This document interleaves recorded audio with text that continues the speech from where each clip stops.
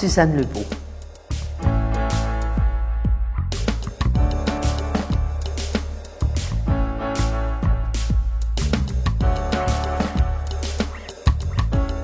Que raconte Chaîne de montage?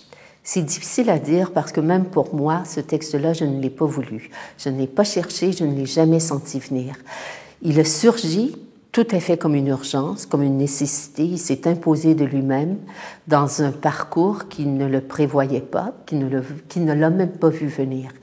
Chaîne de montage est un texte qui s'adresse résolument aux adultes, alors que moi, j'écris normalement pour le jeune public. J'étais partie, j'avais fui vraiment ma vie quotidienne pour écrire et écrire un texte qui n'a rien à voir avec Chaîne de montage quand ce texte-là s'est imposé et que je n'ai pas pu l'éviter.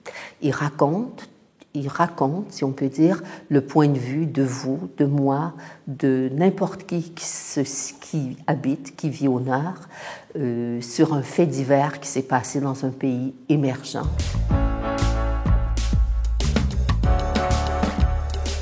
Le fait divers, ce que j'appelle un fait divers, c'est quand même beaucoup plus qu'un fait divers. C'est un fait divers qui s'est étendu sur près de 20 ans. Et ça s'est passé à Juarez, c'est le phénomène des femmes de Juarez. Près de 400 jeunes femmes employées dans les maquiladoras, qui sont les fameuses usines pour femmes seulement à peu près. Pourquoi 400 femmes ont-elles pu disparaître? Ils ont retrouvé les corps démembrés, violés, torturés, égorgés. Toutes les manières de mourir étaient bonnes jusqu'en 2001. Et après 2001, ils n'ont même plus retrouvé les corps. Et c'est ce fait divers qui vraiment s'est imposé comme un exemple épouvantable d'impunité. D'impunité, de culpabilité complètement cachée. Surtout, ce qui m'a frappée à ce moment-là, c'est que je me sentais faire partie de cette fameuse chaîne de montage, comme achetant de tous ces objets qu'on retrouve fabriqués à Juarez.